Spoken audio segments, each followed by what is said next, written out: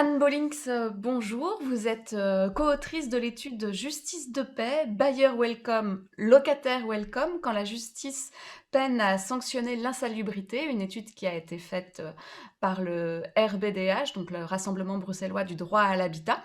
Alors dans cette étude, on constate tout d'abord que ce sont surtout les bailleurs qui vont en justice de paix par rapport à des arriérés de loyer. Oui, effectivement. Donc, pour cette étude, on a eu l'occasion, d'une part, de rencontrer toute une série d'acteurs, des locataires, des travailleurs sociaux, des juges, des avocats, mais aussi de plonger vraiment dans les jugements qui ont été rendus sur une année dans 2 cantons, plus toute une série de jugements spécifiques qui touchaient vraiment aux questions d'insalubrité. Mais ce qui ressort de l'analyse de l'ensemble des jugements donc rendus dans 2 cantons, c'est qu'on est en effet à 93% de jugements en matière de contentieux locatif qui le sont pris à l'initiative du bailleur. Donc, c'est à chaque fois, 9 fois sur 10, plus de 9 fois sur 10, le bailleur qui intente un procès contre son locataire. Et effectivement, le motif, c'est très, très souvent un arriéré de loyer. Alors, vous l'avez dit, hein, vous êtes plongé dans les affaires. Donc, ce sont les affaires qui ont été jugées à Molenbeek en 2015 et à Forêt en 2018. Et à chaque fois, on a quand même des arriérés de loyer qui sont aux alentours des 3 000 euros à peu près. Euh, Est-ce qu'il y a toujours un délai, en fait, avant que le propriétaire se dise bah, je vais attaquer à la justice de paix? Il y a une médiation d'abord qui se fait? Mais donc, c'est vrai que le délai, enfin, les 3 000 euros, on est autour de trois mois de loyer, 3 à 4 mois de loyer au moment où donc l'affaire arrive en justice. Les jugements qui concernent les arriérés de loyer sont assez brefs, les argumentaires sont assez rodés, le locataire est souvent absent, le bailleur aussi s'il a un avocat. Donc, on a très peu d'informations sur ce qui s'est passé avant. Il y a des médiations locatives qui existent, mais c'est assez difficile quand la question est pécuniaire.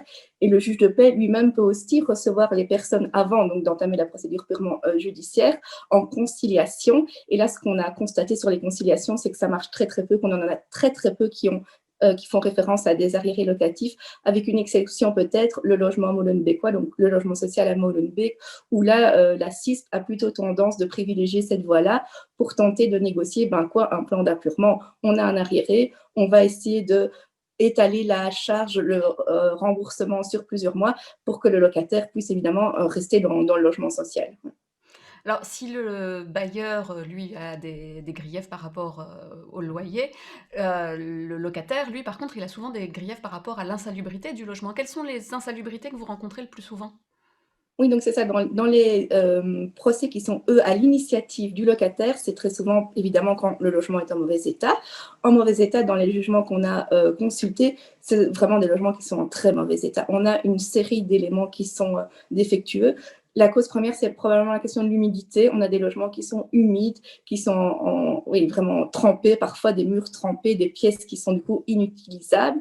On a aussi des difficultés sur la qualité des installations électriques, donc avec un vrai danger pour les occupants, et des problèmes de chauffage, des logements qui ne sont inchauffables. En fait, ça, c'est vraiment les principales difficultés qu'on a rencontrées dans nos jugements. Si je ne suis pas contente de la qualité de mon logement, est-ce que je peux décider d'arrêter de payer mon loyer? Alors évidemment, la question est très très délicate. C'est une possibilité qui existe finalement, c'est ce qu'on appelle l'exception d'inexécution. Donc ça, c'est vraiment un principe qui veut que dans un contrat, si l'une des parties ne respecte pas ses obligations, l'autre partie peut elle-même aussi suspendre ses obligations. Alors ça, c'est pour la théorie, c'est très très délicat, c'est à manier avec beaucoup de prudence parce que c'est mal pris par les juges, ça crispe un peu les juges de paix. Sur le principe, on ne se fait pas justice à soi-même. Néanmoins, il y a certains locataires qui utilisent ce procédé. Alors, il y a évidemment des règles à respecter, c'est-à-dire qu'il faut d'abord avoir averti le bailleur, il faut le mettre en demeure, lui dire si vous ne faites pas ces travaux dont j'ai déjà parlé, je dirais X demande avant telle date, alors je vais diminuer mon loyer moi-même.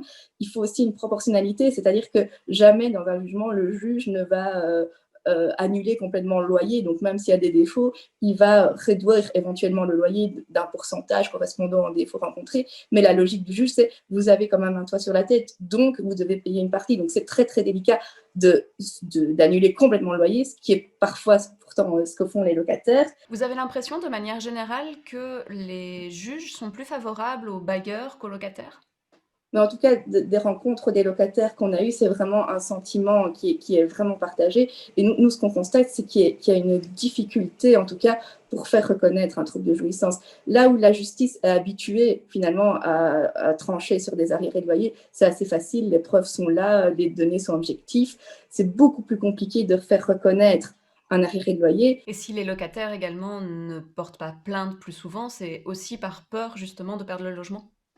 Ah oui, oui, évidemment, ça, c'est vraiment la raison numéro une. Mais il y a cette crainte qui est justifiée, on va le voir dans toutes les affaires qu'on a traitées, 8 fois sur 10, ben, même si le résultat est positif, le trouble de jouissance a parfois été reconnu ou non, ben, le locataire sera quand même amené à quitter le logement, soit parce que les relations avec le bailleur sont devenues telles, soit parce que la qualité du logement était tellement mauvaise qu'il fallait quitter. Donc évidemment, quand on n'a aucune option de relogement, aucune solution de relogement en vue, on va hésiter à 2 fois avant de réclamer quoi que ce soit auprès du bailleur. Donc on a vraiment cette crainte-là, cette crainte des représailles sans autre solution de relogement. Et puis ce qu'on a parfois entendu aussi, c'est finalement un sentiment, une forme de loyauté par rapport à un bailleur qui a accepté de signer le bail avec le ménage. Et quels sont vos conseils alors pour aider ces personnes qui vivent dans des logements insalubres? On sait qu'il y a 60% de locataires à Bruxelles. C'est un bâti qui est ancien dans la majorité des cas. Donc il y a beaucoup de personnes qui peuvent se plaindre de cette insalubrité ou de l'humidité, comme vous l'avez dit. Donc quels sont les conseils? Comment on peut faire? Mais d'abord, évidemment, la première chose, c'est certainement se faire conseiller, aller rencontrer le secteur associatif ou les services communaux qui peuvent eux-mêmes d'abord dégager des solutions, essayer de rencontrer les propriétaires. Évidemment, quand il y a un tiers qui intervient, c'est beaucoup plus facile que la confrontation directe avec le bailleur. Et puis, ça permet aussi d'avoir un dossier, un début de preuve, en tout cas un dossier technique qui peut s'étayer au fur et à mesure. Mais il faut vraiment d'abord tout mettre par écrit, toutes les demandes qu'on fait auprès du bailleur, etc. Il faut toujours des preuves écrites en vue d'une éventuelle procédure. Et puis, en effet, avoir des rapports techniques, des conseils, des personnes qui peuvent intervenir pour médier éventuellement entre le bailleur et le locataire.